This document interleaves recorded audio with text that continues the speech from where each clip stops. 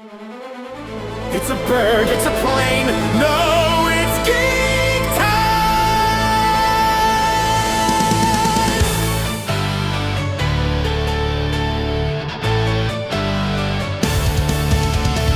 If you know how to give the Vulcan hand sign, if you never kissed a girl or tasted wine, if you write all your papers in Linux, then you know it's Geek Time. If you still live with your parents and you're 38 years old, you got a pocket protector and you blog about having a cold. It's Geek Time, can't wait to get an iPad. It's Geek Time, you're like Ogal and Superbad. It's Geek Time, you got a coffee mug warmer and an Iron Man mask. It's Geek Time, you dress up and go to Comic-Con. It's Geek Time, you know all the lines for Wrath of Khan. It's Geek Time, you like asteroids and shiny toys and iPhones. It's Geek Time, time to get a life. It's Geek Time, you will never get a wife. It's Geek Time.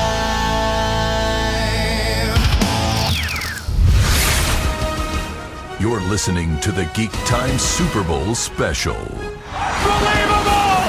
Vikings win it! with host Chris Boris. With a touchdown! The showdown begins Pass is intercepted at the goal line by Malcolm Butler. as well as a few geeky Super Bowl related guests. Stokely! Wow! Touchdown! Welcome, guys, to another brand new episode of Geek Time, the next generation coming at you, Season 2, Episode 6. This is the Super Bowl special.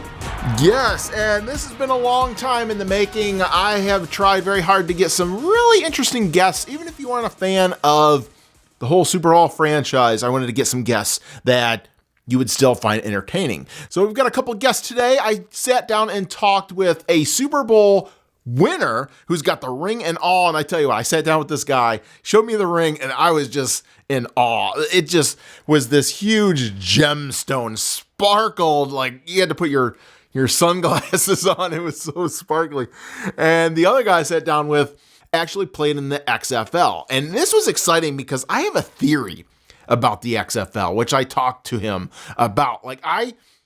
Because when this first came out, I had my own thoughts on what the XFL should be. I didn't realize it was going to be an 8-week, 16-week thing. I thought it was going to be kind of like an elimination match type of thing, kind of like King of the Ring that they've set up in the WWF, WWE now it's called.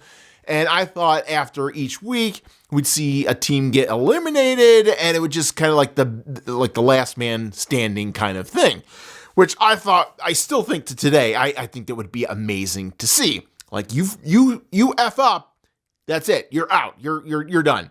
But I threw this theory at him, and so we talk about it, and we got into the logistics of why it could work, why it couldn't work, but you have to listen to it. It's really good.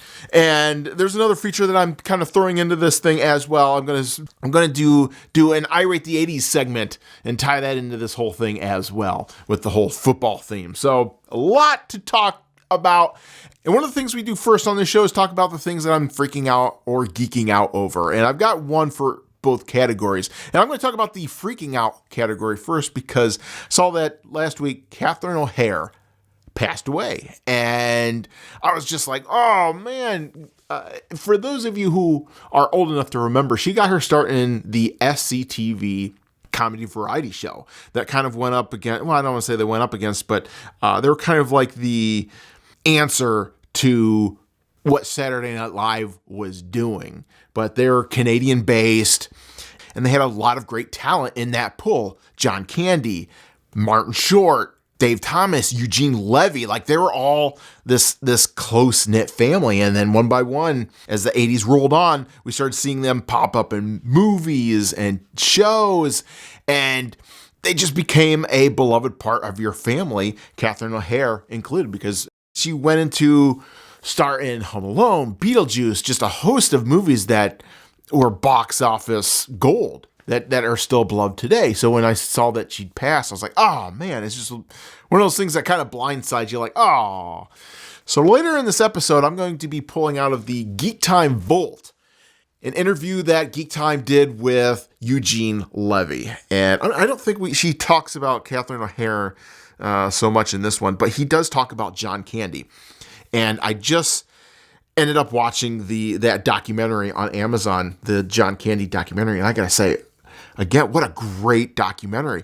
Just really elevated that guy and showed his demons, his foibles, his strengths, and brought back all those parts that you just love about John Candy.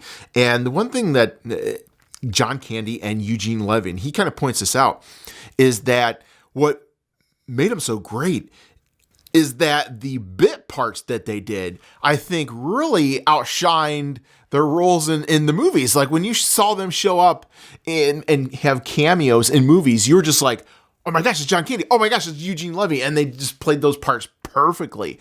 And Eugene Levy just says, he just got such a kick out of those things. And because it took on a life of its own. And the same thing with John Candy. Like a lot of those scenes in that John Candy documentary, I was like, oh yeah, I remember that. Oh my gosh, yeah, he was in that movie too. Yeah, it was just one after another of those roles. You forget just how much of a part he played in Hollywood as a whole. And he had a Saturday morning cartoon show, and he didn't get a voice actor to play his role. He actually voiced his own character in Camp Candy. I remember watching that growing up. But man, he was just all over the place. So again, going back to the SCTV Second City alums, like she was part of that fold, and to see another one pass away, it's like, So we'll kind of honor her legacy with pulling out the Eugene Levy interview, because it was just an amazing interview. And one of the things I am geeking out over, and this is, of course, football related. Major wow factor. Yes, thank you. So I ended up going to Costco, and they had a bunch of their winter stuff on clearance, and one of those items was a hat for the Cleveland Browns. And I haven't watched them in years because they haven't gone anywhere in the NFL, but the hat was on clearance. I'm like, oh, I need a new hat. And I picked it up, and I've been just loving this hat. It's so warm and cozy. I'm like, oh, I just love this thing. And it's the hat with the old logo. It's not that new stuff. It's got the old, like the elf brownie thing guy on it. So it's just a classic throwback to the old one. All right, so let's go ahead and get to some news and notes, because boy, I took last week off. I had to get things together for a Comic-Con appearance that I'm doing. So yeah, I've got a lot to talk about here. So the first thing I want to start off here is with the Avengers movie. Now, I don't know if anybody saw this, but if you saw the trailers that they've been doing, at the very end, they're doing the Doomsday is Coming countdown. And they actually have an Avengers Doomsday countdown website at AvengersCountdown.com. And I'm geeking out over this. I'm like, how, because I was thinking the other day, I'm like, is there a countdown? Because I don't know how many days and how many months are left for this movie to come out. So I did a Google search, and boom, there it was. And yeah, as you can see, they've got sound, the clock ticking that you can play. And the Doomsday clock right now says there's 10 months, 10 days, 10 hours. Like, they really get into it. Oh, man. But what's crazy, too, and I was kind of looking around the website, and they've got a chat. Like, everybody can chat with each other. And it's so funny because you go to the chat, and they're making fun of the trailer, like, at the very end, where they say, Steve Rogers will return in Avengers Doomsday. In everyone, they said Thor will return in Avengers Doomsday. So there's a couple people, like there's a running gag in this, and it says Scarlet Witch will return in Avengers Doomsday. But then it just gets off the rails crazy. It's like Joker from Persona 5 will return in Doomsday, which of course that was from the Smash Brothers. One of the characters there. And another guy was like, Michael Jackson will return in Avengers Doomsday. So they're just really running with this thing. 11 will return in Avengers Doomsday. Like, there's Joe Biden. Dora the Explorer will return in Avengers Doomsday. Like, this is just getting insane. I'm about to put the Irate Gamer will return in Avengers Doomsday. So yeah, a lot of fun if you go there. There's not too much to do, but there's enough there to kind of entertain yourself for a couple minutes. So I guess another tie-in with all the Super Bowl hype train going on. As you know, the commercials are a big part of the Super Bowl. And I guess rumors and reports are starting to come out that Marvel Studios will just totally skip the advertising during the Super Bowl on February 8th when it airs, because it's reported that, get this, $10 million now for a 30-second spot is what they're quoting, if you want a spot. And that's if they have spots. At this point, I'm like, who the hell is plunking down $10 million for a spot? And it kind of sucks because, all the memorable spots that I remember growing up as a kid were a minute long. You have to build. There's a momentum in commercials to make it memorable. And it's sad because the commercials today, they do not have that memorable type of thing, because look, people are buying spots for 15 seconds, 30 seconds. They're not plunking down for the minute long spot. If they do, it's very rare these days. And it's sad because, like I said, you have to have the tone, the pacing. Like, one of the best commercials that I remember was the Pepsi. There was a Pepsi commercial where the driver for the Pepsi truck and the Coke truck they meet in a diner. And they're sitting there, they're exchanging photos, and they figure out, we have more in common than we tend to believe. And then at the very end, the Coke guy is like, here, have a sip of my Coke. And the Pepsi guy's like, here, have a sip of my Pepsi. And then the Coke guy doesn't want to give it back because he thinks it tastes so good. And then they start fighting. But there's a momentum, there's a flow that needs to happen to make that commercial so memorable. And then the past couple of years, they've thrown a lot of cameos out there at the end where you're like, oh, there's a cameo, a cool cameo here, cool cameo there. But the next day you just forget it all because, again, that pacing, that momentum, it's part of the experience. If you want something to be memorable, you can't just have a 15-second ad and just throw it out there. Like, you could have the biggest star in the world, and it's just, if you don't have that momentum, that pacing, it's going to fall flat on its face. Oh my. And you can take this into various mediums, is what's the problem with these various mediums today, especially the comic book medium. Like, when I sit down, read a comic, for that comic to be amazing and great, it's got to have pacing. Like, pacing is half the battle. That, like, one of the last comics that I thought was just groundbreaking, phenomenal, was the Three Jokers comic book line by DC Comics. And half of that was because the pacing was so well done. If you don't have that pacing, that tone, just hit all the right notes, just don't get so wordy throughout the whole thing, pull back on the words, let the art convey your story, and you'll have a home run. So you have to have all those things, and that's what makes a movie great. You just can't have vision, you can't have scope, you have to have all those things. And I'm sorry, I feel like that's what pop culture is lacking today. You just have all these, the problem is it's just become a multi-generational thing where you're taking something that was great in the beginning, and now you see people imitating something that, I think I can make this better. And the problem is they don't make it better. They in fact make it worse. And that's what we're seeing. And that's why you have only a certain select handful of people doing a great job, like the Duffer Brothers, the Russo brothers. It seems like it's these brother duos lately. But yeah, getting back to the whole commercial thing, I can't sit back and recall in the last 5 years something that really stands out. The only thing that comes to mind is the Doritos thing with Seth Rogen and Paul Rudd, the guy who played Ant-Man, where they're sitting there at the end. And again, I don't remember the context of why they're sitting there or what they're talking about. That's the one thing that just kind of sticks out in my mind, and I don't even know why. Maybe it's my disdain for Seth Rogen. I just can't stand it. Like, he's everywhere. He's And it drives me nuts because half the time, you know, I feel like he destroyed Ninja Turtles and who knows what he's doing with the Muppets. Oh, for crying out loud, I don't know. But all right, so let's breeze through some headlines here quickly. Another thing, Paramount, the whole HBO Max saga, it will not go away. I guess Paramount is now trying to do a hostile takeover. They extended their offer to February 20th. And man, I tell you, you know, missed it by that much. You guys might be thinking, oh, enough already. But man, have you seen the bidding that's going on in this? Like Netflix, I don't remember the exact number, but it was like 80 million something. And Paramount keeps coming back with these bids, and now they're offering 110 plus million for their bid, like $30 million more, or was that billion? Or, I'm sorry, $1 billion. Billion with a B. That is insane. So I can see their argument. It's like, well, why are you going to take Netflix's bid?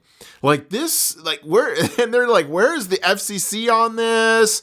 There must be some shady background deals going on here. So I can see their argument. But yeah, they will not let this die. And after seeing the bidding amounts, yeah, rightly so. So I don't know what's going on. I'm curious how this is all going to pan out, but whoo, some sour grapes being thrown around for sure by the time this thing is done. What up with that? And I guess, so there is also a new movie trailer that came out for Darren Aronofsky's new animated AI series called On This Day in 1776. And I gotta say, I don't know if you've seen this trailer out there, but man, I don't mind if they use some shots for AI, because some shots, you know, you just can't get, okay? If you want to get that, save money, get that amazing shot that's a pan-out shot of a place that doesn't exist anymore and have AI kind of render it in their little landscape, I'm fine with that. But if you're going to go in and get, you know, have AI actors, AI drama, and just you script all this stuff through AI, that I'm like, I can't, I don't know if I'm on board with that one.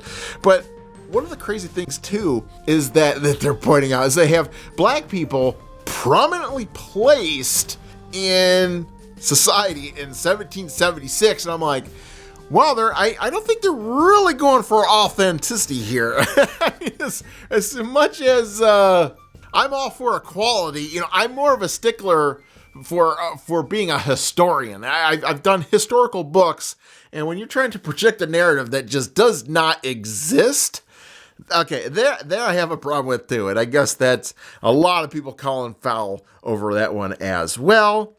And we'll just wrap this segment up with this news. I guess DC Comics, there's rumors that once Warner Brothers and Netflix, that deal goes in place, if it goes in place, that they're going to sell off DC Comics because it's just not a profitable thing anymore. We're going to have to expand on this later because I have my own theories about this, because I think they're fudging some numbers over there to kind of pump stuff up, like their whole Absolute Batman series. Yeah, we got to talk about this more next week.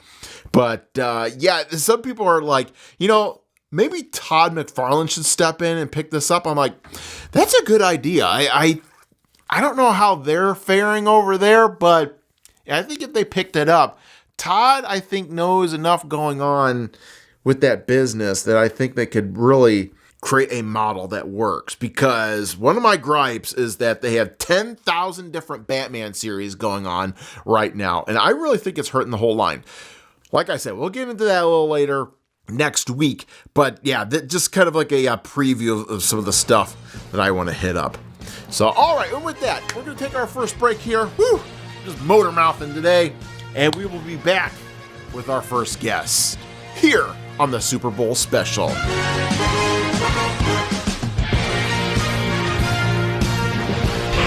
Technical difficulties. Please stand by. Geek Time continues transmitting next with Eddie Murray and Eric Stokes.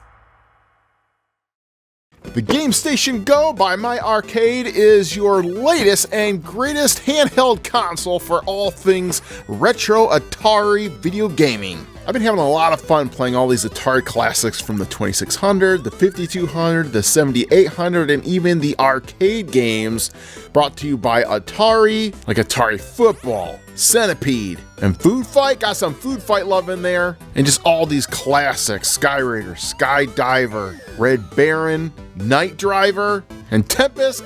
Good God, this is worth the price of admission alone. And you even get that toggle switch from the old game. Incredible. So get your Atari Game Station today, which comes with over 200 games plus on this handheld device. You're listening to the Geek Time Super Bowl special. Unbelievable! Vikings win it! With host Chris Boris. With a touchdown! The showdown begins. Pass is intercepted at the goal line by Malcolm Butler. As well as a few geeky Super Bowl related guests. Stokely! Wow! Touchdown! All right, guys, welcome back to the Geek Time Super Bowl special coming at ya. And before we get to our first guest, I want to do a little segment of a football-related Irate of the 80s. And now, Irate the 80s. All right, so I'm not sure who all remembers these things, but in 1984, the NFL did a series of kids' books based off the mascots from the NFL. And they were called the NFL Huddles. And I guess if you have these books still today, they're worth a lot of money. And I was thinking about these over the weekend. I was like, oh my gosh, I remember these things because I remember checking them out at the local library. And I thought they had a whole series of books, but when I researched it, they only had 3 books that they released. Pitch In and Play Fair, Runners to the Rescue, and Wacky Rulebook. And these were really cool because they took all the NFL mascots, which I think there were 28 back then, and they had little kid versions of them kind of running around, interacting with them, with each other. What I loved about it was the teams that have animals for mascots. They had little animals running around. So for the Dolphins, the Miami Dolphins, they had just a little dolphin with a helmet on. I think the Lions, they had a lion with a helmet on. The Rams, they had a little kid ram with a helmet on.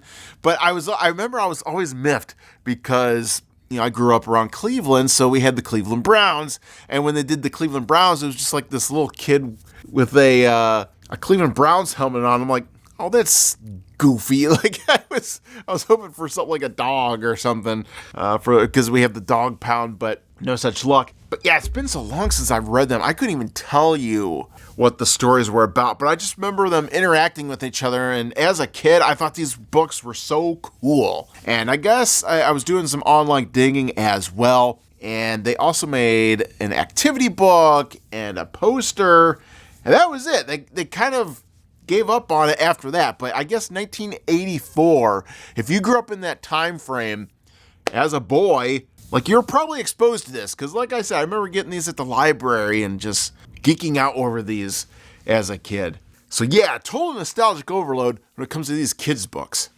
All right, so another item I want to talk about comes just in time for the Super Bowl are those little helmets from the 1970s that you used to get in the gumball machines. They came in little plastic containers, put a quarter in the machine, and you got one of these helmets. I think there were 26 teams in all back then, so yeah, you had to collect all 26, and you had a set. And I remember going to the store and getting a bunch of these. And they were just these cheap plastic little helmets with stickers on the side that told you what team you got. They're really, really cheap. But I remember in the 80s or the mid-80s, maybe late 80s, I remember you could buy a gift pack. And I don't know if I remember this right, but I think you could buy them by divisions, like the AFC and the NFC. Or maybe you could just buy them as a whole gift pack of all 26. But yeah, boy, these were so classic. I remember my cousin had all of them, and I was just sitting there oogling over them. I'm like, oh my God, you got all of them. But I think he got a whole gift pack. I think that's how he got them. But I remember those so vividly. And I don't know if they make them anymore, but man, those things were so cool when I was a kid. because I always wanted the Cleveland Browns growing up in the Cleveland area, but never got that one. But I remember I had like the Jets and the Saints and things like that. So yeah, just total nostalgic overload when it comes to those little helmets. I rate the 80s. All right, now let's go ahead and get to our first guest, which I'm super excited to sit down with because he played for the XFL. And I have my own theory of what they should have done with this that I talked to him about. So let's get to it. Geek Time now presents former football player of both the NFL and XFL, Eric Stokes. Our Geek Time fans, now we're sitting down with Eric Stokes, and I'm excited because you played for the XFL, and that was probably, what, 2001, 2002? Okay. Yeah, it's kind of funny because, you play in the NFL, and it's an elite league, and, sure, I was one of the best athletes, in the world, and I played for the Lions and this and that. Barely sniffed the field. And then get drafted in the second round in the XFL, actually made a name for myself and was playing great, doing great. And, of course, they folded after 1 year. Yeah, I know. So that was kind of a bummer because it was like the chance that I actually got to actually play.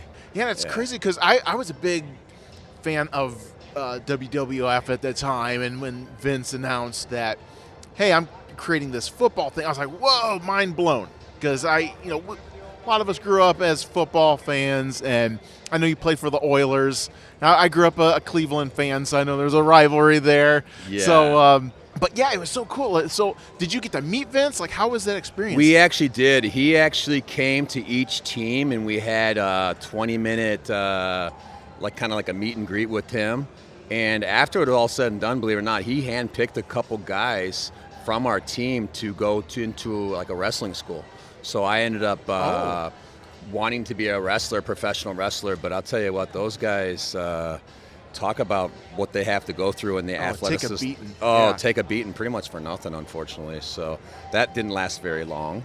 I ended up being on like the centerfold or whatever what you want to call it on one of the, what was the name of that magazine? It was like the Men's Journal, and what the XFL players stood for and the whole league, and it was pretty cool that they used our team as kind of an example of what we did, playing football, whatever. But I ended up being on the cover of Men's Journal, which was kind of cool back in 2001. So, Westminster kid done good, and oh, by the way, there you have it. So yeah, it's like, oh, they want me? That's they cool. Really want me. Westminster College, Houston Oilers, undrafted free agents. So, yeah, it was pretty cool. So it was a big change going from, I'm sure, NFL to XFL? I mean, it was really mind-blowing to know how many great players there really were. I mean, a lot of the guys on the XFL were just as good, or I'm not saying better than the NFL players, but it just goes to show, like, how much talent's out there.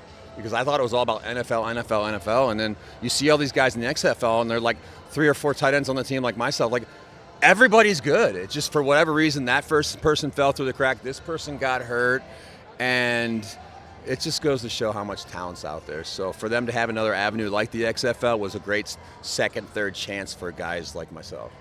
Was it heartbreaking for you when they were like, we can't carry this on anymore? It was, because it was a time in my life where like I was just trying to grab any straw to be on a team, and now that I finally got my chance and I was making a name up for myself and they folded, that's it. And I think one of the main reasons why they folded is because it came down to player safety. I mean, we got paid $5,500 a week, and the punt returner, there's no such thing as a fair catch. So there was like no halo rule. Like, he's getting paid $5,500, I'm getting paid $5,500. Why would I want to be a punt returner when I'm about to get my head blown off? I'm wrapping my head around that. I'm like, wow, yeah, that's like peanuts. Yeah, I mean, at the time, $5,500 basically paid for my apartment in Newark, New Jersey. It was like $4,000 a month. I did split it with a couple other guys on the team, but that has to be a mind screw, though, because you're in the NFL. You're like, you give up everything. You're like, I'm going to join Vince's league because he had carte blanche or whatever the word is I'm looking for. And you're like, oh, this has to succeed because WWF is succeeding. He bought WCW at the time. Like, it just... Yeah, like I said, anything he puts his hands on, it turns to gold. But I think it was all about player safety. Yeah. If you remember our game, the inaugural game, the New York, New Jersey Hitmen, who I played for, we played against the the Vegas Outlaws. He Hate Me, Rod Smart was on that team. And at the beginning of the game, they did a scrum where a guy would be on his back at the 40. We drafted a guy, I think in like the third or fourth round. He ran like a 4.340 against their guy. They blow the whistle. You get the ball. You get to do the kickoff, or you get to decide whether you want to take the ball or not take the ball. Well, he blows his shoulder out. Oh, man. In front of national world. So before the XFL even started, they got a guy that blows his shoulder out. So, again, another reason why I think the XFL failed, because they weren't out to protect the players. And when I scored a touchdown, I remember them giving me the microphone. I know this is kind of embarrassing, but I score a touchdown, and they're like, so which cheerleader are you going home with tonight? I'm like, I'm going home with that cheerleader. I'm going home with that. And then, of course, my mom has to, like, listen to this. So it was a little bit too much wrestling, a little bit too much non-player safety is the reason why I think it kind of folded. And I'm not saying I didn't love it. I thought Vince McMahon was great. I'm not talking down about it. It was awesome. It gave me a second chance. I just wish that they would have played a couple more years. And now you're seeing the UFL, which is kind of a spin-off off of that, and the football is much better. See, I always thought that Vince went in the wrong direction because he did a whole season. I would love to see him do like a King of the Ring type thing. Like if you lose a game, like that's it. Like you're out for the season, and it just kind of builds from there. So I thought that would be kind of a more interesting spin. What do you feel about that? I'm kind of understanding what you're saying.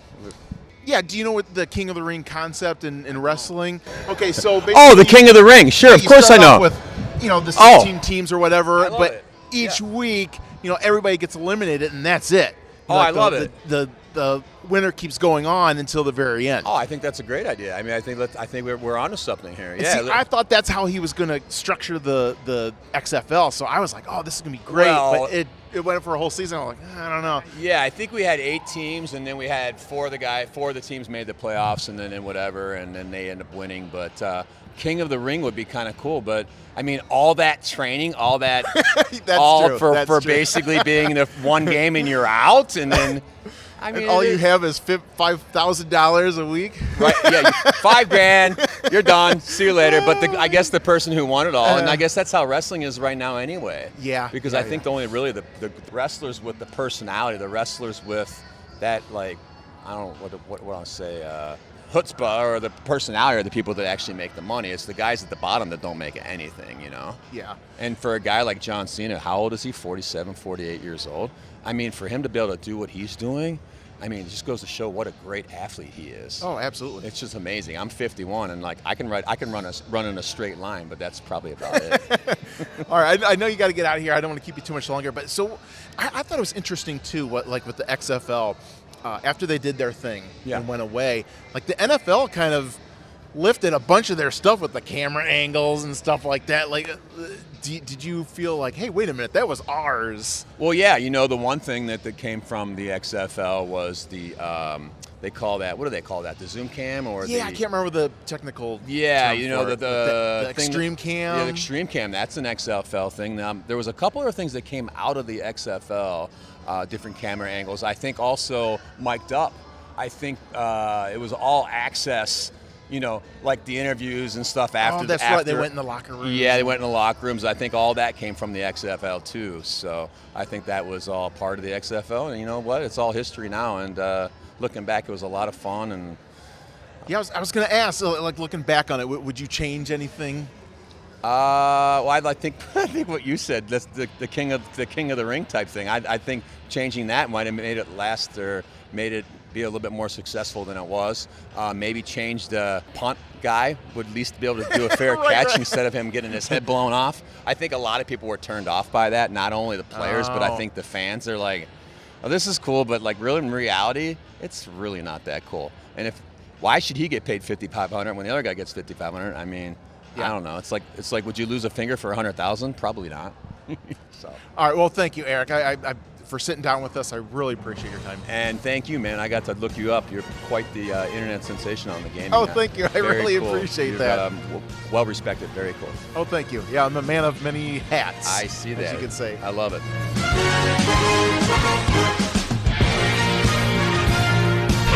Technical difficulties. Please stand by. Geek Time continues transmitting next with Eddie Murray.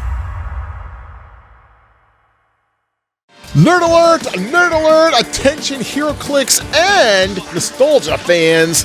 Thundercats, here we go. HeroClix got our hands on this a little bit early. WizKids sent us this really cool package of their newest offering from Iconics. 5 exclusive figures from Thundercats. I never thought I'd see the day. This is awesome. Comes out in a couple weeks. Got it here first. Look at that. Yeah, Lionel, Mumra, and the rest. That looks great. So yeah, these are going to be on sale. Nice little box set of these HeroClix Iconics. Amazing. They do a really great job with these. And you can put them on display. And yeah, they're just size a couple inches high. Love them. Thundercats. Coming to a collector's store near you.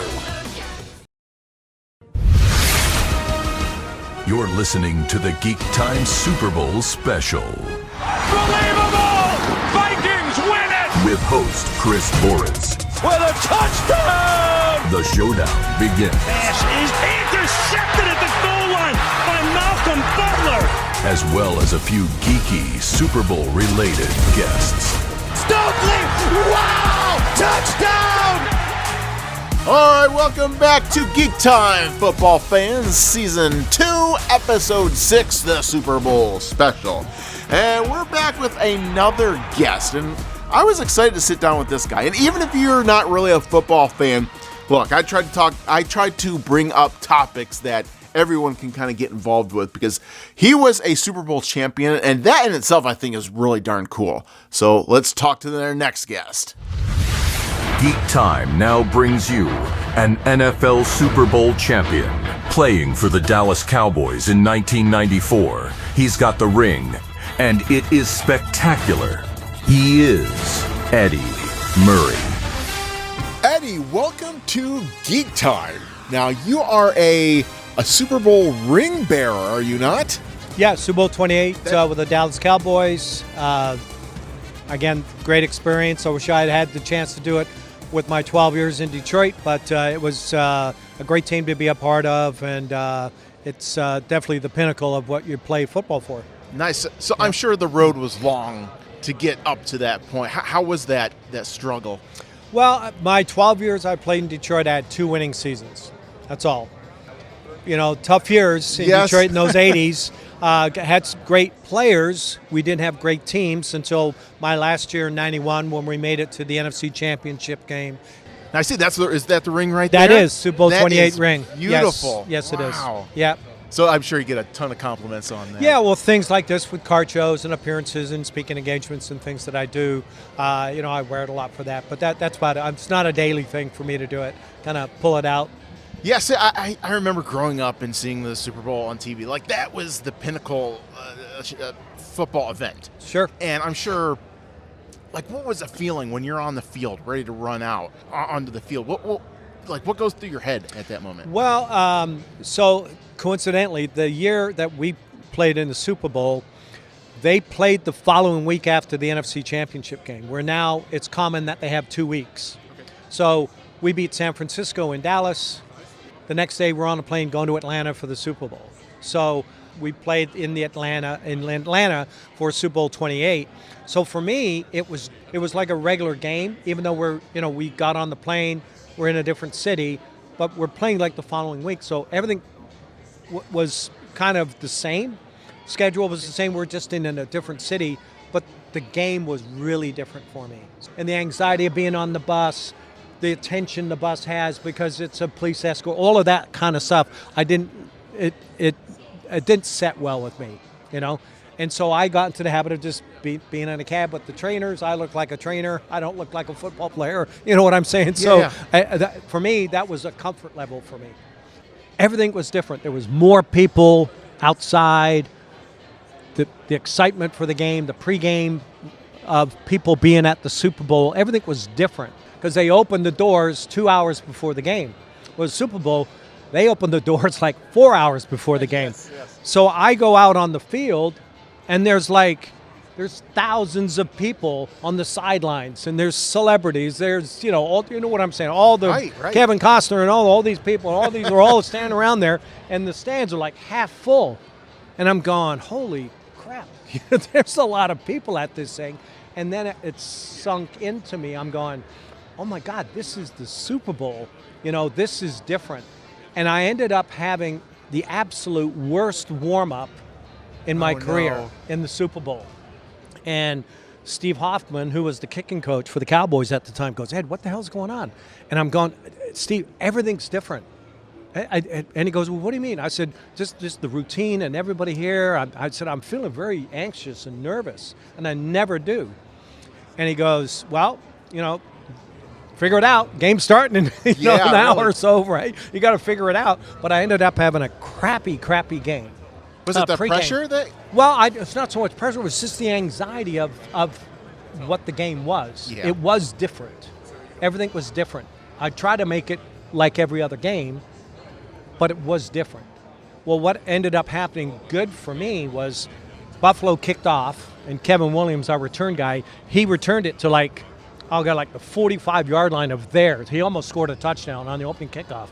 And we went 3 downs and out, and right away I'm in the game, and I made a great kick, the first field goal, and then it just became a game. So good. So it doesn't hit you until you get out on the field. Exactly, and you know, I've everybody has told stories about, like, I always love, you know, the NFL films too, you know, the background stories with things and stuff like that. And it was San Francisco, Joe Namath year. I think they were at the Rose Bowl, and they were driving down. It was the pass that Joe Montana didn't throw to Rice, threw to gotta forget the other wideout.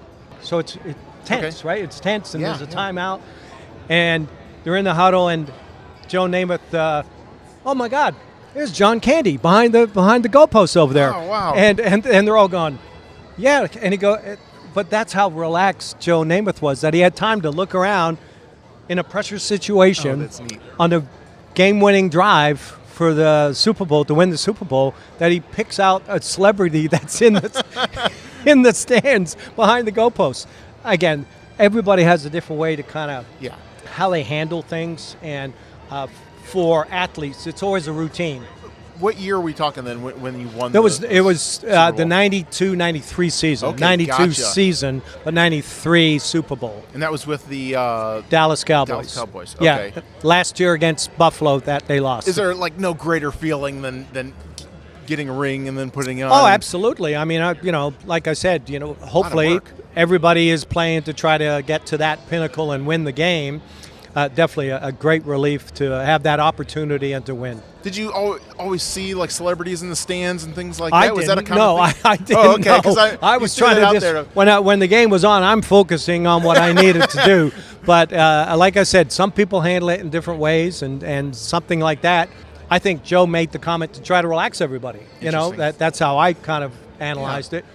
So when you see players like Jerry Rice and John Elway and things like that, who are on another level, do you sit there and go, oh man, does it play with your mind a little bit, to strive for that or try to overcome the? Well, like everything. There's always some people that they do something or they play better than other people, and so that's why we call them the gold jacket guys. They wear gold jackets. They're Hall of Famers, and there's a reason, because they played at an elite level for either a very long time, or they were successful winning a lot of Super Bowls, or they had great personal careers and had great personal accolades come along with their career that they had, that they were awarded with a gold jacket. And so they're always the pinnacle. But you don't play the game to go to the Hall of Fame. You should be playing the game to try to win and go to the Super Bowls, and all those other things will fall into place. But because of that, there are some guys that are pretty damn good at what they did, and they wear those jackets. And I'm always in awe of those guys. Does the pressure ever get to you, though? Like, oh, man, I'm going up against this guy or that guy? Or the NFL player is an elite group. It's always an elite group. We're kind of like the SEAL teams. There's literally hundreds of guys trying out for the team, but there's only, well, now there's 32 teams. So I think there's 1,800 guys that get to make the league. But there's maybe 3,000 guys trying out for the team. I like that analogy with the SEAL team. So that's it. So it's tough, even if you play 1 year. If you play 1 year, you were at that time one of that group of 1,800 people that got a chance to sign a contract and play in the NFL. I was at an EA Sports press convention a while ago, and they had the Vince Lombardi trophy on display there. Mm-hmm. Beautiful. It's just in person. There's just pictures do not do it justice. Right. So when your team gets the trophy Mm-hmm. for the Super Bowl, like are you just like in awe, like, oh my God, we did this? Well, yeah. I mean, it's a breathtaking moment. And then, for my year, they didn't have a ceremony on the field. They did the trophy presentation in our locker room. So I remember that. Yeah. The commissioner was there, and Jerry Jones and Jimmy Johnson were on the stage, and they're right by my locker. I'm like 5 feet away from when they were doing the presentation, and I'm like gaga-eyed at the Super Bowl trophy because it was bigger than I thought. Because it's actually, because it's a football on the top. It's an actual size football. It's big. It's a big trophy.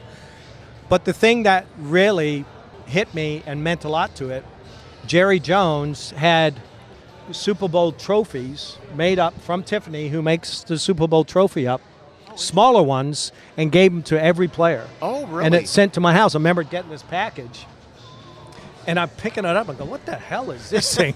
It was heavy, big, didn't anticipate anything, and I opened it up, and it had my name on the side of the trophy, and it had Super Bowl 28 winners, Dallas Cowboys, they would on the thing. And so that's proudly displayed in my trophy in my basement, having that for every player. So did you get to hold the big one then, or? Oh, I think no, I didn't. No, because I know it went from the stars, Troy and Michael and Emmett and those guys were all being interviewed more than a kicker in the event, which I was fine with. I was just happy to be a part of the team, but I didn't get to hold the actual trophy in the locker room. So when you're on the teams and you're playing for the NFL, is it always neat seeing yourself playing on a football card? Yeah, it's pretty humbling. It's especially for me. I remembered one of the things. So the 50th Super Bowl, they had. I'm not sure if you remember. So they had that season for the 50th Super Bowl. Every team's 50-yard line was in gold. And what the NFL did, which was really a cool thing, they did a thing where they did golden footballs to every player that won a Super Bowl, from Super Bowl 1 all the way up to Super Bowl 49. All the teams that won, every player got a gold football that would have the year, what Super Bowl number, Super Bowl 28, Dallas Cowboys against Buffalo, Georgia Dome on the gold ball in black lettering. And they gave it to every player that was still alive. Some of them were maybe past, but they gave it to their families. And they also gave the same ball to the high school that you played in. Oh, interesting. So I got to go back to Victoria, British Columbia, because that's where I went to high school. Okay. And present it to my high school. Well, going back to the card thing, the football card thing, I remember like 1992. That was like the year that Upper Deck came in and like really changed the whole scene with the cards. So I'm sure when you got your cards, you were like, "Wow, these look really great," compared to what they were releasing in the 80s. They started. It wasn't just Topps anymore. They all had they're starting to get more companies coming out with different things. There was Flair, I think, was one of them too, and all of that stuff. Yeah, there was all kinds of ones. Well, it's funny being here. So there's actually a trivia story with my cards. Oh, is there? Of all things. Nice. So Topps, of course, was the only one really in the 80s, especially, and so my rookie and I think all the way up to my 4th year, I believe, in the league. My family, friends, everybody that knows me, even till today, from back in school, college, everything. I'm Ed Murray, not Eddie Murray. After the 5th year, Topps changed my name to Eddie. They never asked me. Oh, interesting. They never asked me. I never asked why they did it, but from like my 5th year on, when I ever had a card made, wow, they had Eddie Murray. I've never been called Eddie in my life. None of my friends or anybody calls me Eddie, unless I'm sitting under a sign behind me at a card show with Eddie Murray up there. Right. So they changed my name. Oh, that's interesting. So, a little different. Should I call you Ed then? I'm more used to that, that's for sure. Yes. All right, well, Ed, thank you so much for Thanks sitting down and having talking me. with I us. appreciate it.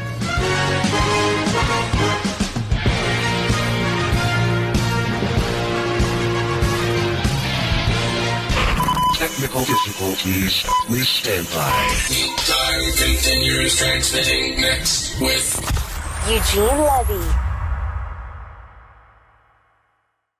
Attention Ninja Turtle fans, if you love the IDW version of Ninja Turtles, well, McFarlane Toys has released Series 1 of the Page Puncher characters, featuring Leonardo, Donatello, Shredder, and a foot soldier, and each one of these contains a figure and a comic book from the series. Nice! So get tons of artwork, storylines, and more, available now from McFarlane Toys.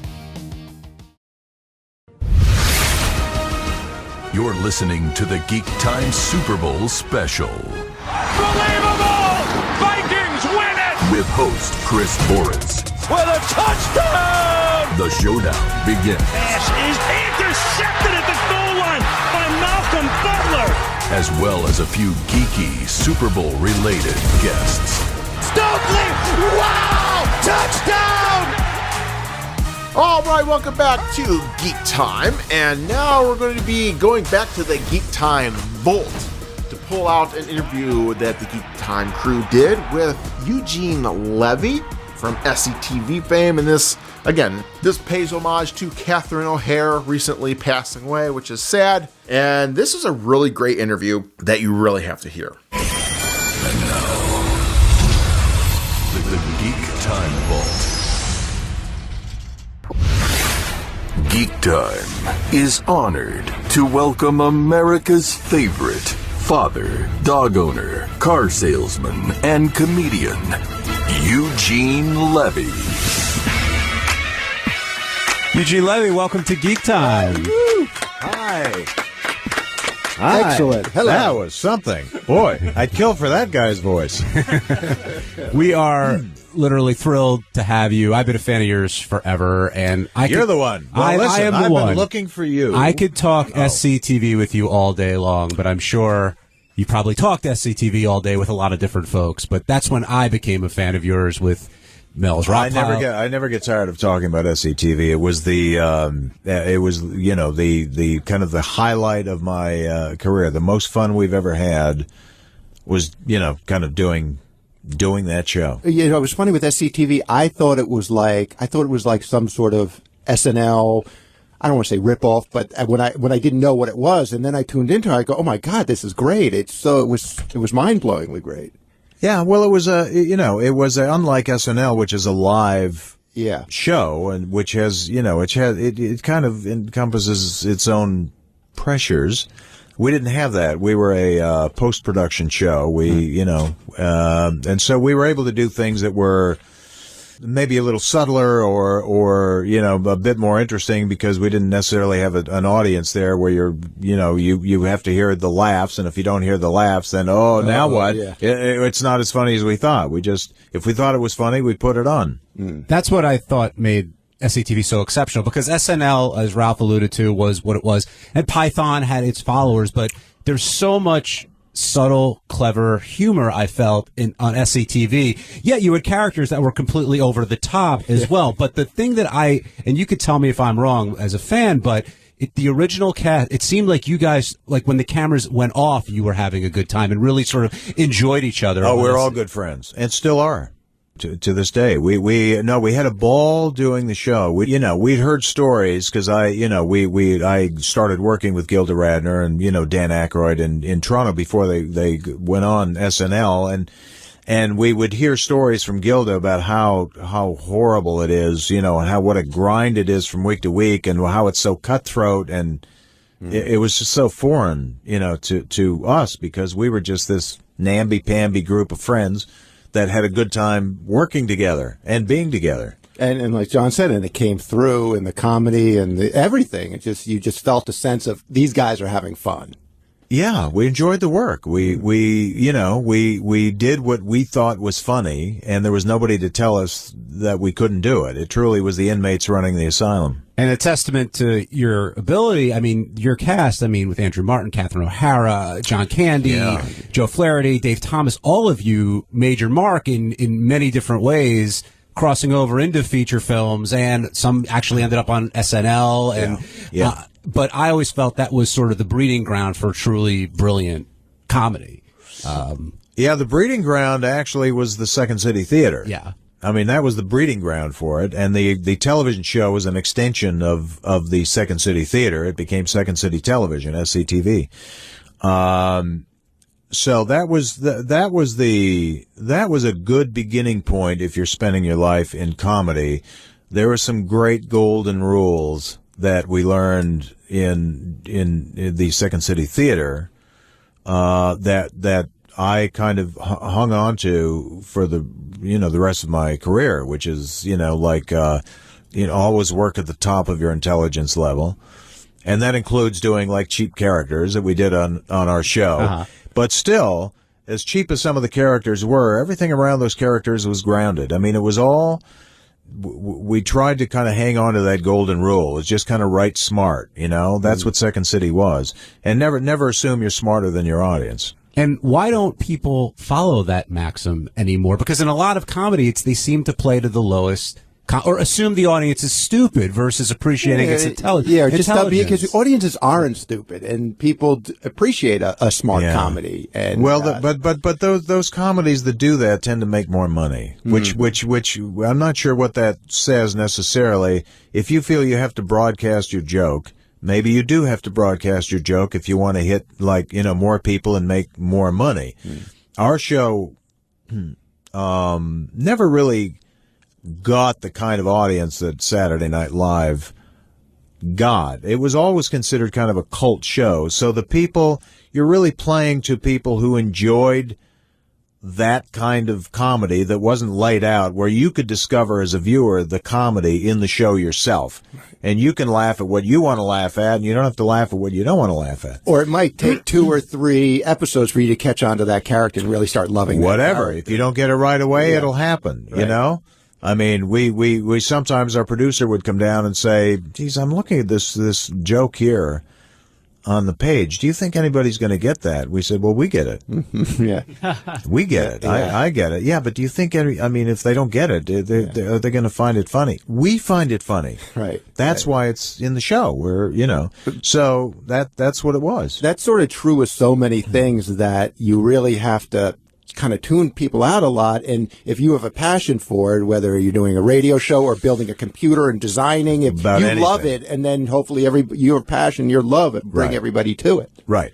That's all it is. You got to do what you want to do, and that's other than that, just get a regular job, I guess. When some of these people took the jump into Saturday Night Live, were you sort of like, hey, you're leaving us? You're going over there? Was it sort of considered the because it was more successful? Was it kind of No. We were excited. We had our friends, Gilda Radner and Dan Aykroyd, were in the show.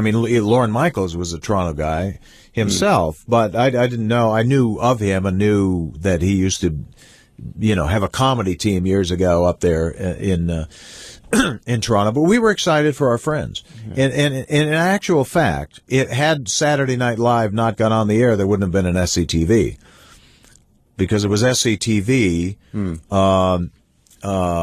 was SNL was Saturday Night. Well, SNL was Second City and National Lampoon. Those are the two groups that formed the basis of that show. Mm-hmm. And as and Second City, the guy who owned Second City at the time, Bernie Solins, said, that, well, now they've got all these Second City people doing their hit television show. Why don't we should have a television show and use Second City people, and it should be a Second City show. Right. And that was the genesis of creating Second City Television. That's interesting. The other thing that, and as I said, I could talk about SCTV all day, but the other thing I loved about it was, unlike Saturday Night Live, which I'll knock, which they beat sort of the catchphrase to death and, ended up making them. SCTV, the characters came back, like some of your great characters from Earl Camembert to Mel's Rockpile, all that great stuff. But it wasn't about, or if you did do a catchphrase, you were goofing on the fact that you were doing a catchphrase. Well, how are you was a catchphrrise for, Bobby Bittman, the Right. Vegas comedian, right? But that was that's what he did. Right. That was his hello there, the Marty Allen line. But no, we would move on. The thing was, you should learn something more about the character. Every time you see a character, you should learn something more about the character. You don't want to just keep doing the same stuff. Right. I mean, that didn't appeal to us too much. Now, I'll move off SCTV because Ralph will get upset if I don't. When you came over and we started doing feature film work here, people remember you from Vacation, from Splash, from, all the different films you did early on.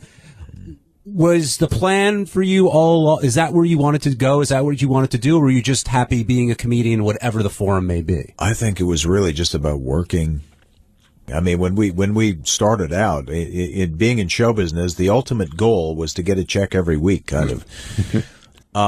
So that was it. We got into Second City Theater, and that was like paying $145 a week. But that was that was it. We had made it. That's it. Right. We'd made it. And you're doing what you love. We can actually go out to a restaurant and McDonald's. like a real restaurant, like normal people.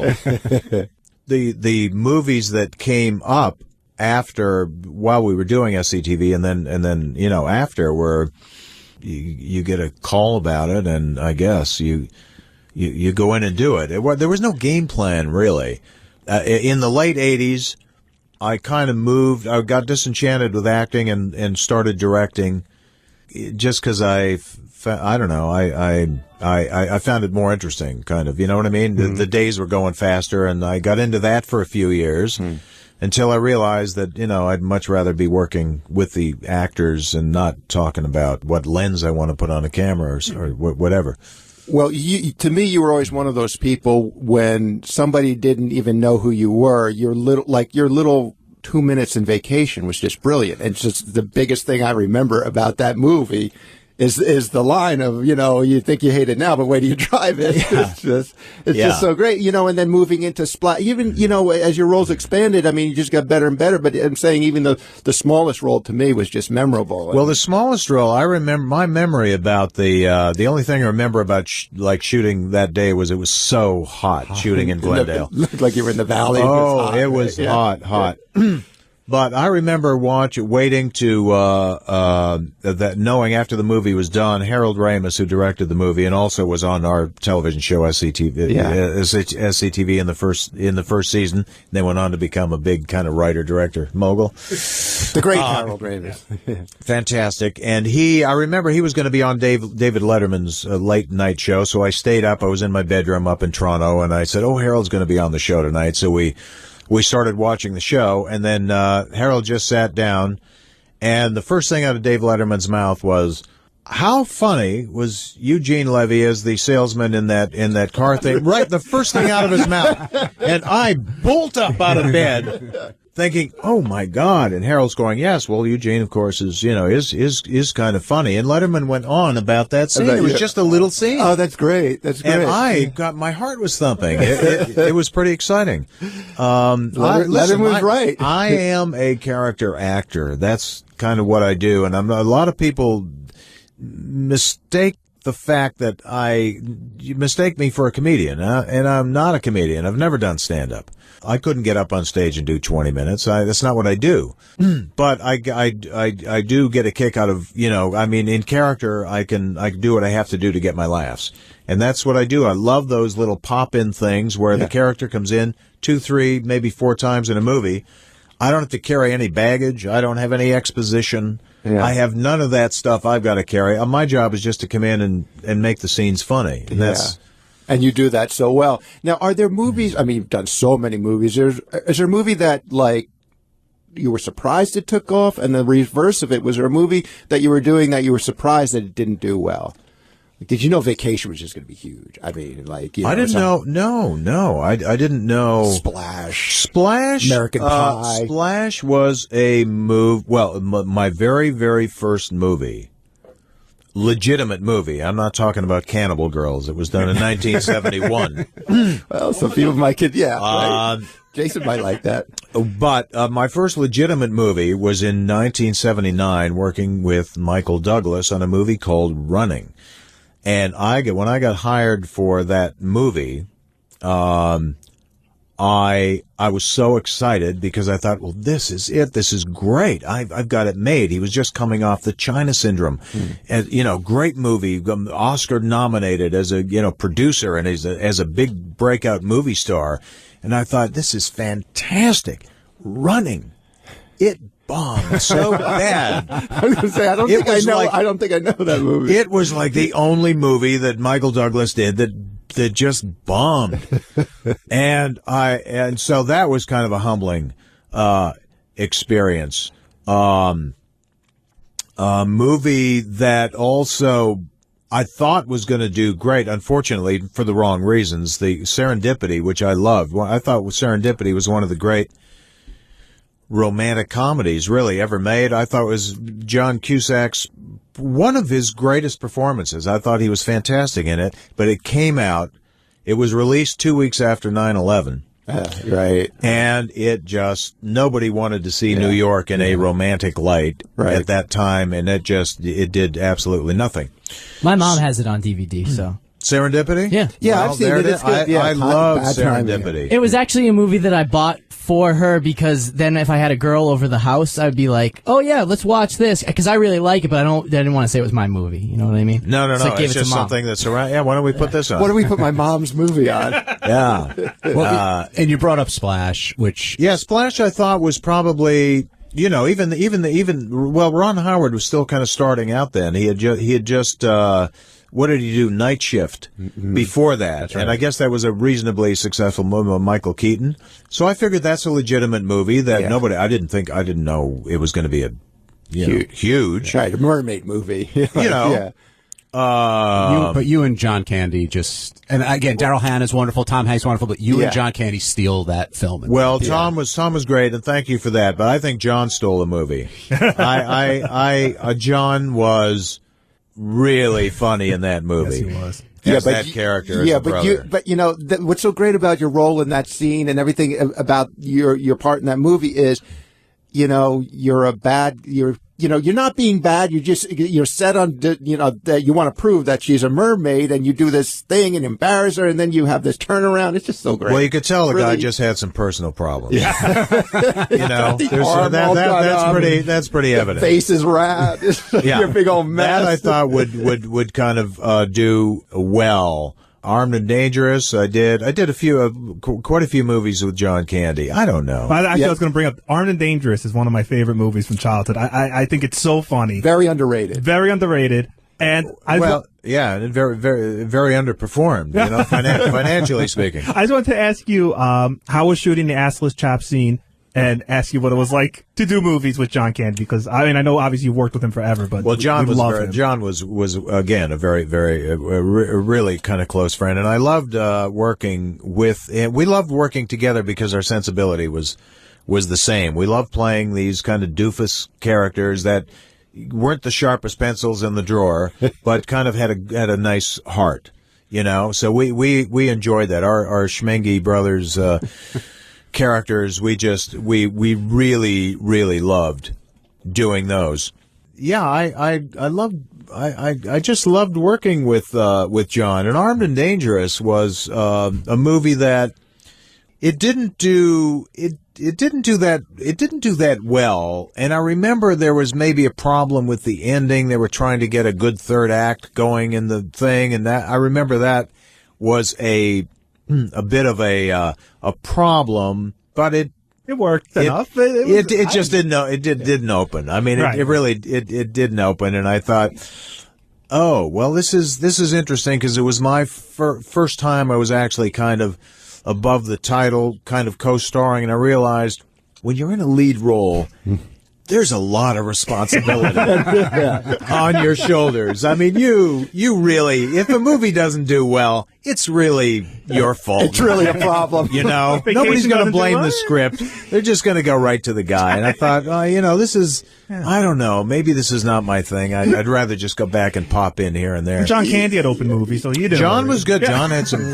great movies. John was truly, I think, one of the most underrated actors going. He was so funny, and what John had was kind of transcended the screen. People loved John Candy. I mean, do you know when John died in 1994, they closed the 405 freeway.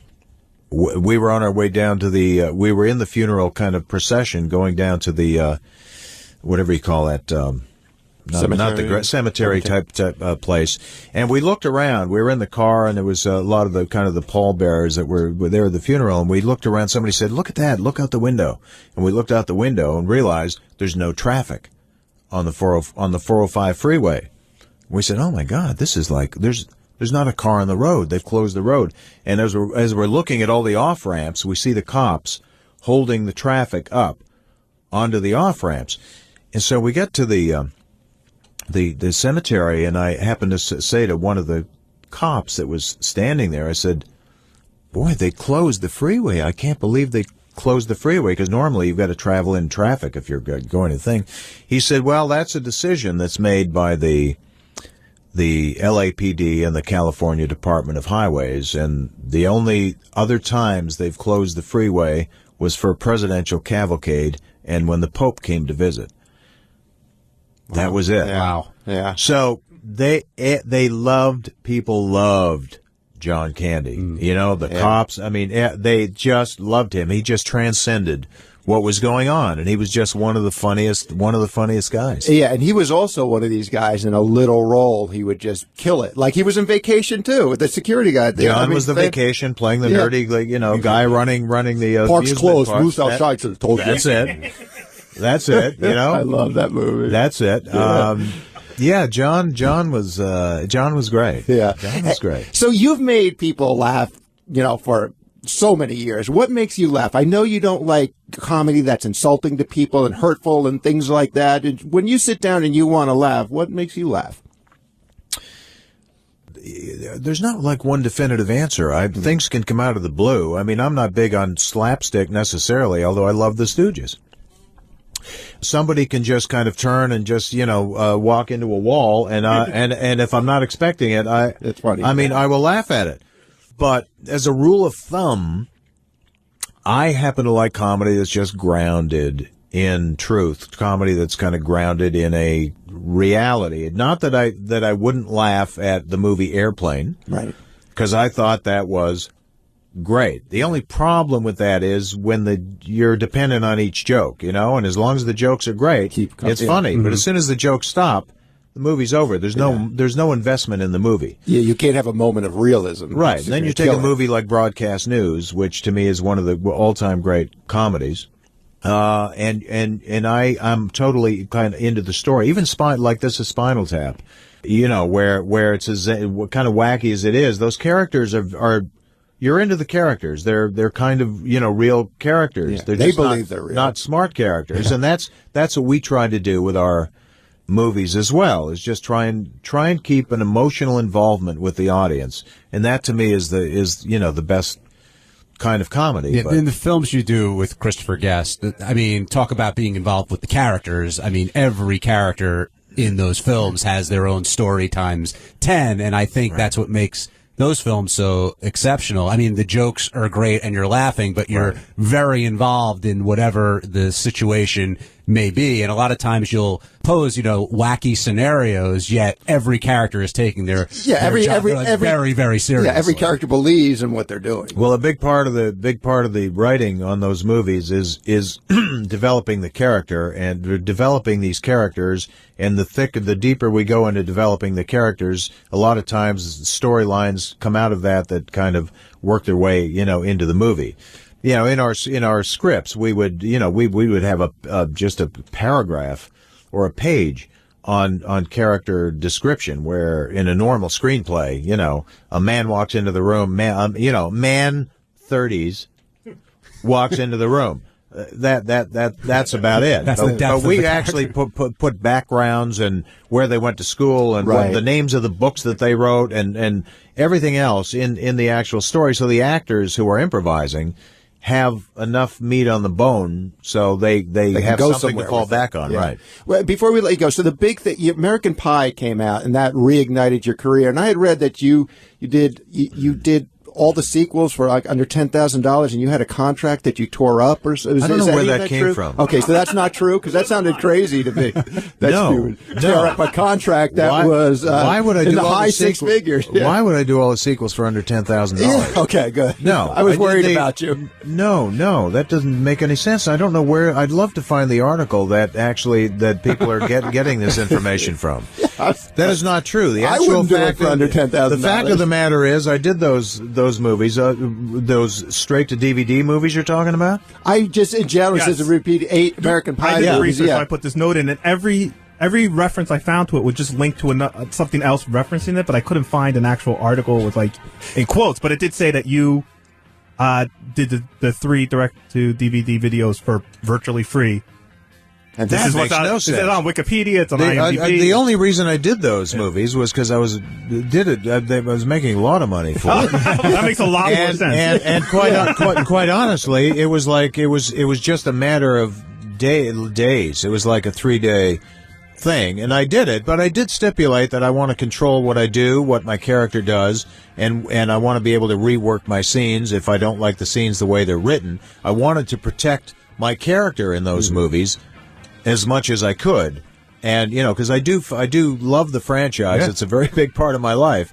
So I didn't, but I did those movies because I could not turn. It was an offer I couldn't refuse. Quite honestly. We'll update your Wikipedia page. Yes. Yeah. We could literally talk to you all day. I hate to let you go, but as I said before, if people are yelling at us. If Eugene Levy is in the movie, go see it. You're guaranteed to laugh, and it is an honor, really, to talk to you today. Thank you so much for stopping by. It was fun, guys. Thank you. Great. Thank you.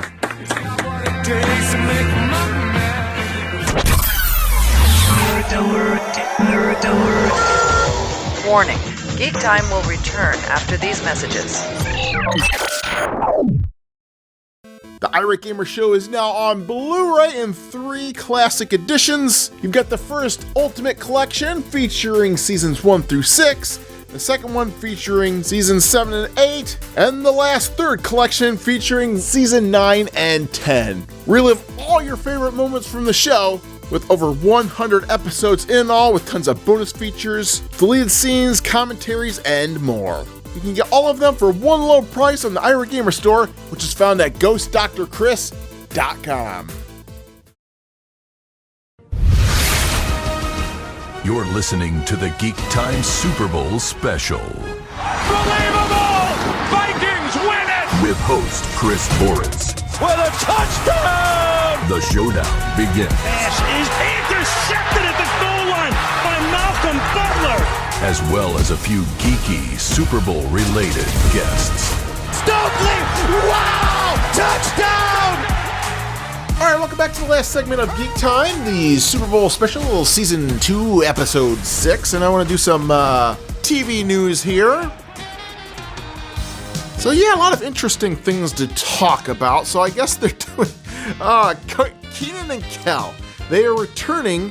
I don't know if it's going to be this Halloween or the next, if it's in production or whatever, but they are going to do a Kenan and Kel meet Frankenstein type of movie, and I'm all about this. I gotta say, bring it on. I wish we would see more of this. This kind of goes back into the vein, and I've seen a lot of people post this online as well, where they say, oh, this is kind of like in the vein of Abbott and Costello Meet Frankenstein.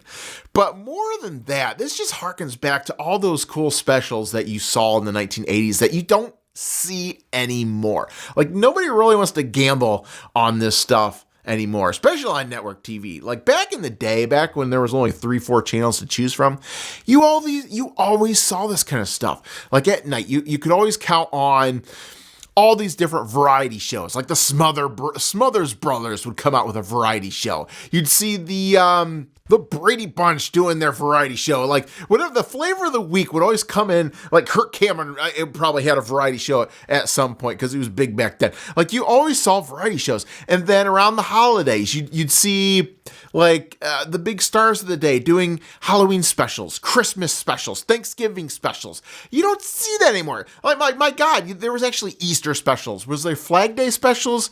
I don't know. I'm sure people were petitioning for those things, but you always saw that kind of stuff. Maybe even into the 90s as well, I'm thinking.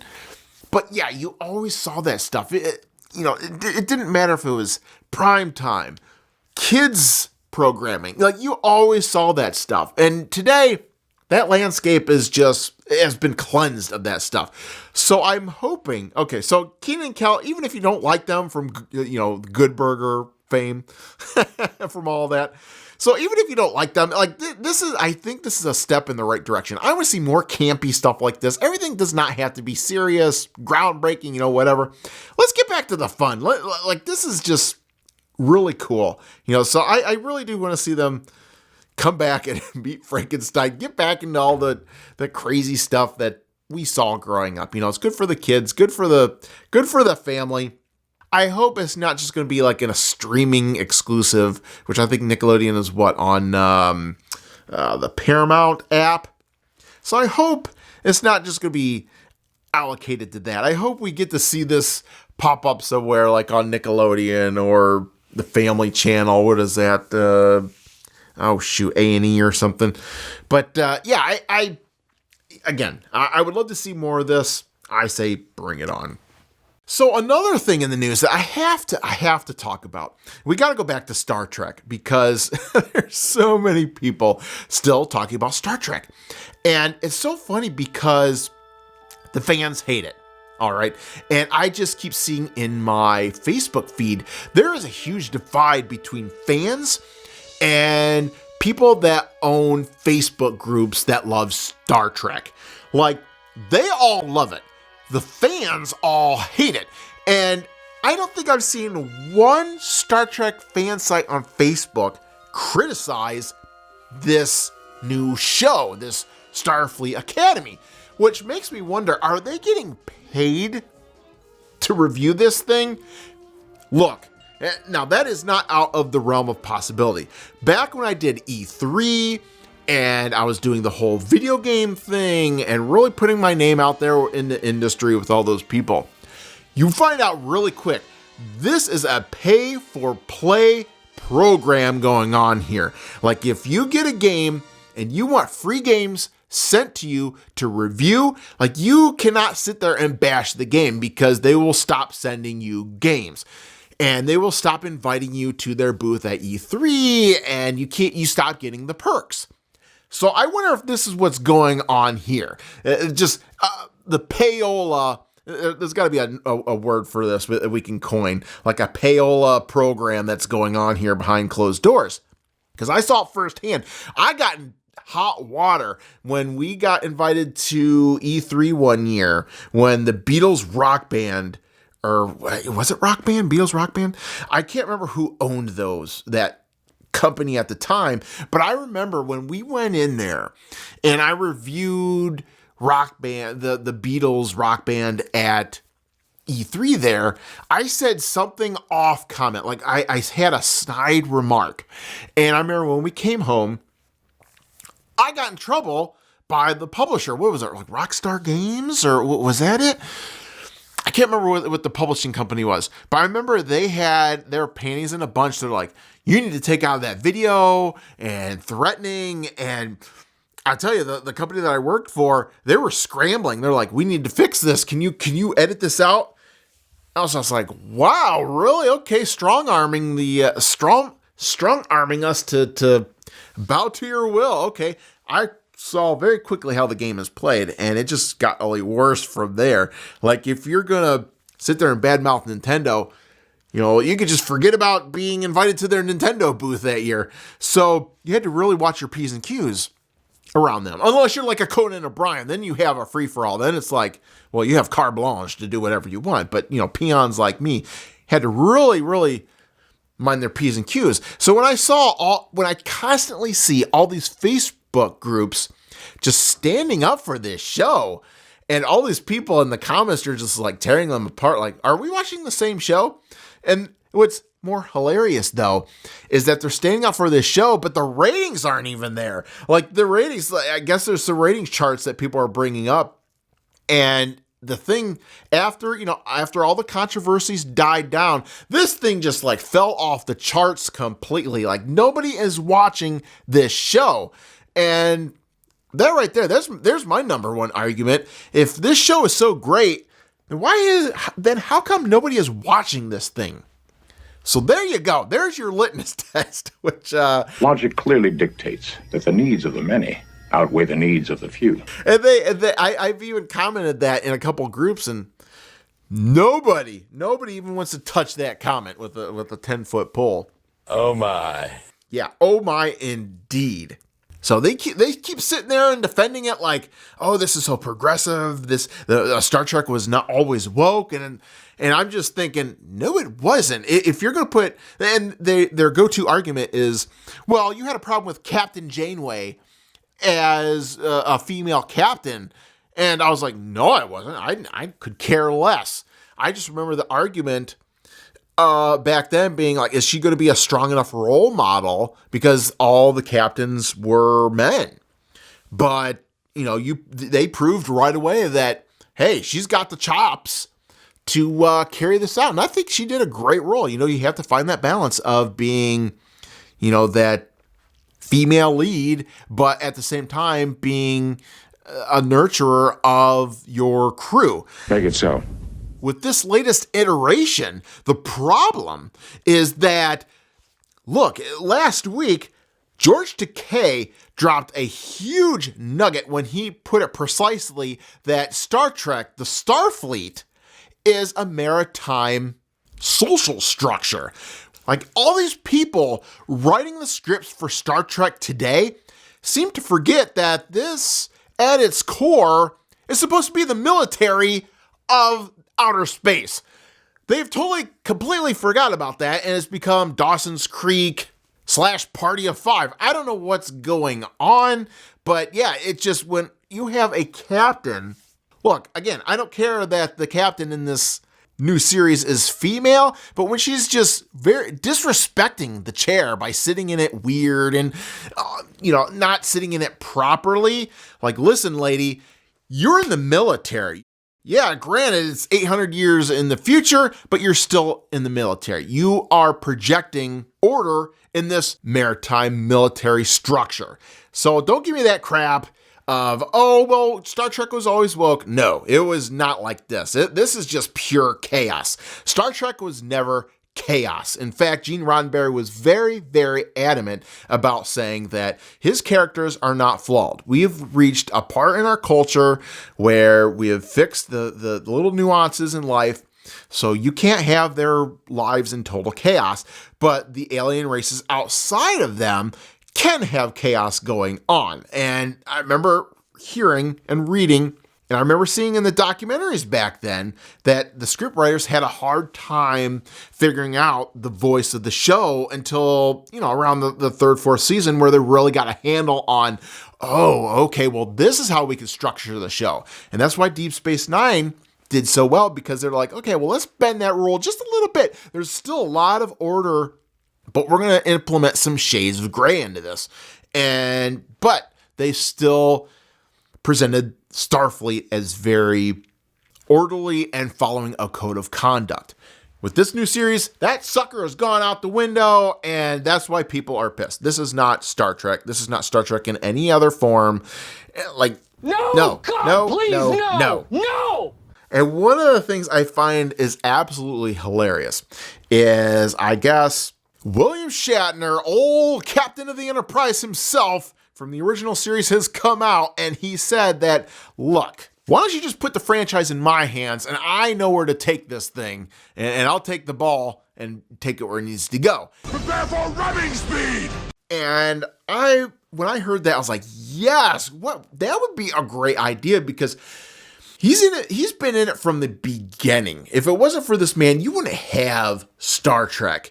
And he was at the conventions before conventions were even a thing. He made fun of the Star Trek before it was even made fun of. Like, he was there every step of the way, and he knows every nuance. He's even there now doing shows, hearing, firsthand how this has impacted people's lives. So, of course, I know he's going to have a handle on things. And I think next week, if the news cycle hasn't gone too crazy, I think next week we're going to play the interview that we have with William Shatner because it's just an amazing insight from the guy that played Captain Kirk for decades. And if there's one person I think that can get this show back to basics, back to where it needs to be, this guy is it, man. Like, talk about football. Like, this guy could take that ball, take it down the field where it needs to be. But of course, he's getting older, so I don't think he can step into that role of Captain Kirk again. But, and he could probably drop dead at any moment. But, I think give this guy a chance. Let's see where he can go with this thing, because I know he wanted to be part of that J.J. Abrams reboot. And what a missed opportunity. Like I mentioned last week, you totally retconned the timeline, Kirk's timeline, where he could be back alive again, like, because they killed him off in the 7th film. Like, he could, in essence, be alive in that Kelvin universe. So you could have brought him back. Like, that just made no sense at all. And a missed opportunity. Like, what are you doing? You just missed it by that much. Oh, come on! And one of the things I say that this is a great idea is look at his body of work, specifically the books that he has put out. I don't think he's sitting there writing these books and plotting the course of these books, but he's putting these names on those books. And if you've read the books that he's put out under his pen name, they're amazing. Like, there are some good storylines there. There was one story, I can't remember the title, but if you haven't read these books, it's a complete fan service to Star Trek fans. And I'm not saying like the circle jerk fan service that they're like, oh, we're just going to give you enough to shut up. No, this is complete fan service. Like the one book, like, they figured out a way to bring Captain Kirk back from the dead after the events of Star Trek Generations, where they killed him off in number 7. But in this timeline that they established in Star Trek The Next Generation, you still have Scotty that's still alive, and you still have Leonard McCoy that's still alive. And I think Spock, I can't remember if he showed up in this as well. But yeah, all those guys showed up in this novel, and it was just a great, and it's been a long time since I read it, but it was a great story from what I remember. So you had all these TOS characters coming together, and it was an amazing novel. So if you haven't read that, God, you're going to have to do some legwork because I don't remember the name of it. Okay, I'm looking up online. Oh, it's called The Return. Okay, if you haven't read this book and you're a huge fan of old Star Trek, pick up this novel. It's called The Return by William Shatner. You will not be disappointed because the story is amazing, and it brings back, like I said, all these characters from TOS together to kill or to take down the big bad. I can't remember what the big bad was, but just a great storyline overall. And with that, all right, that is the end of Geek Time. We will be back, I hope, next week to talk about even more geek news, because, boy, this stuff is just coming out fast and furious now. All right, so special thanks to all my guests for coming on the show. Rest in peace, Captain O'Hare, and we'll see you next time. Same Geek Time, same Geek Channel. That's all I've got.